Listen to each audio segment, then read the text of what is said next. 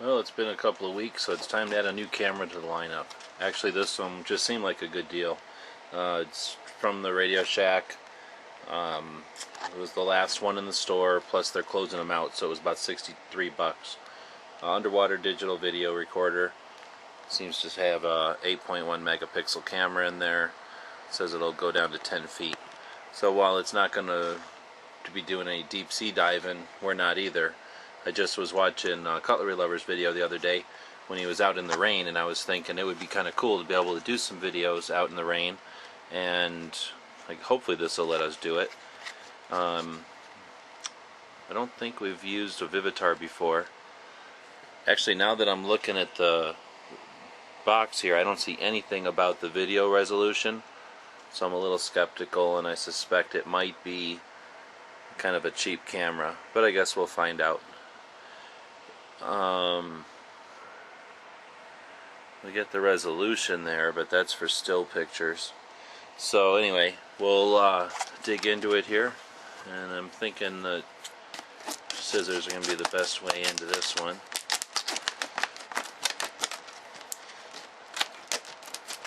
Definitely a pretty tedious clamshell here to get into.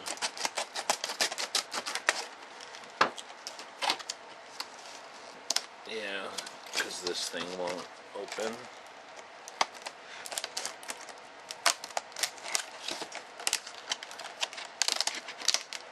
Guess they're really concerned about people stealing these cameras from the store.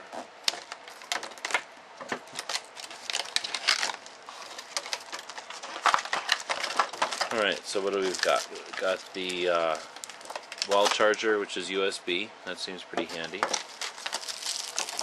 Got a battery here. Really small, lightweight battery. Please do not return to store if you have any problems. They have a customer service number. Got some kind of wire in here. Looks like it's a couple of things going on in here.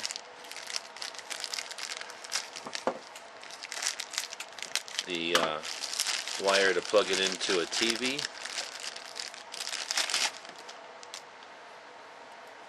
And I guess that's it. And then a lanyard, which is sort of, I guess, aquatic themed.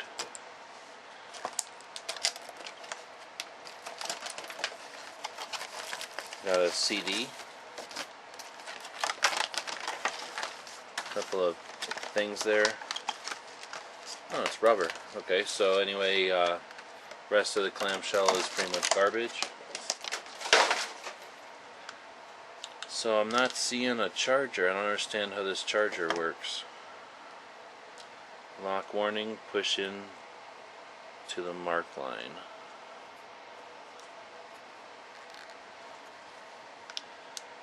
So first impressions are pretty nice. When it's black here, it's like a rubber. So it's real grippy, real easy to hold on to. It's got these two little nubs here. I guess they're for something, but they definitely make it easy to hold on to. Opens up nice and easy.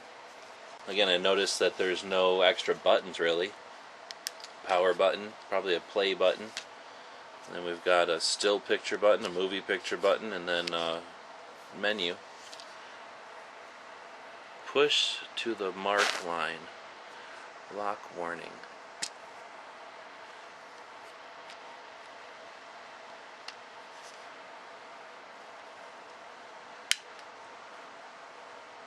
Press here to close.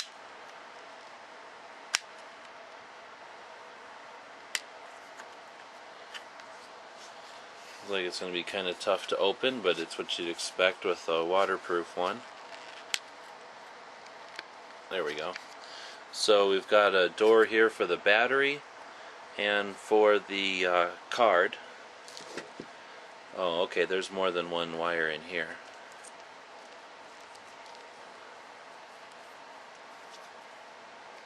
So we've got a small plug here that's going to plug in inside of the door.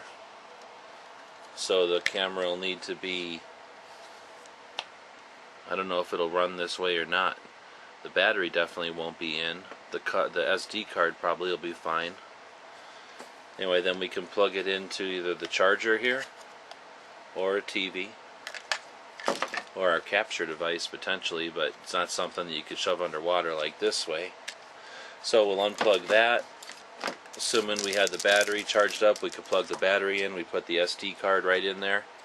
There's sort of a spongy rubber kind of O-ring, I guess, and it's telling us that we need to pull the lock back, then push down, and then make sure that the lock comes all the way down again. Make sure that it stays waterproof, obviously. And again, we've got our playback. It looks like a power. Pretty straightforward. Nice big place to put a lanyard. So again, this isn't going to be used for scuba diving or anything, although it looks like you could to a certain point. What I plan on doing with it is just having it available as a camera to use when it is raining, or if we do want to shove it in the water for some reason. So having a big lanyard ring sounds like a good thing. Overall, I'm pretty impressed with it so far, but of course I haven't even used the thing yet. We'll charge it up, we'll take it out and see what we can do with it. Well, it does look like we do have a place for a tripod, and that's going to be important because I have a feeling that instead of scuba diving, we'll probably shove this thing on the end of a stick and then shove it into the water. See what happens.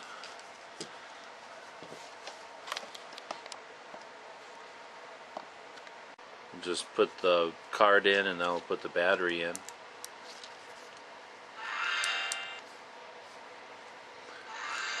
Came right on.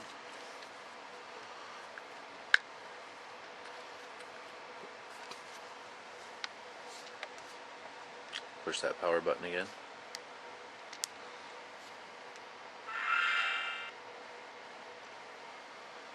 Cool. So it seems to work just like every other camera out there. We got it in VGA here. So we've got resolution, white balance, exposure, color effect, setup. Let's take a look at resolution. 640 by 480, 320 by 240.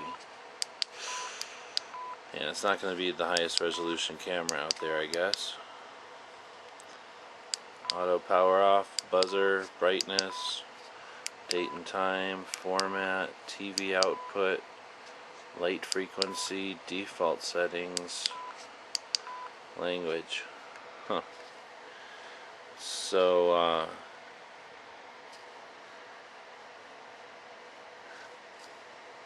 it's not a touch screen, so I don't know how to get to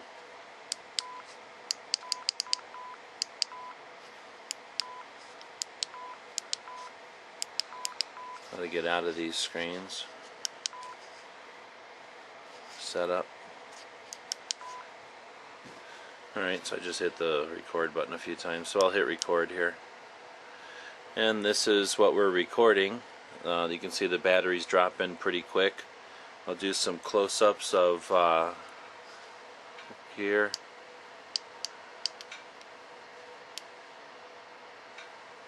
I'm using the digital close-up there, or the digital zoom.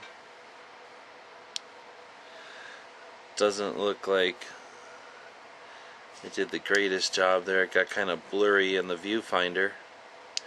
Right about there is where it gets clear again. And I'll zoom all the way back out. It looks like we're about 40 seconds worth of video with the new camera. There's a hand. There's some money. There's some matches. Just trying to put some different colors and see how they react with the different colors. Alright, so I'll turn this off. Seem to react not super fast. But what we're paying for here, I guess, is the container and not necessarily the camera. And I guess that'll be the trick. If this thing will be waterproof for us and let us do some new stuff underwater, I guess that'll be neat. And if it lets us work in the rain without ruining cameras, that'll be nice too. So we'll see if it's worth the $60, and we'll let you know when we have a better opinion on it.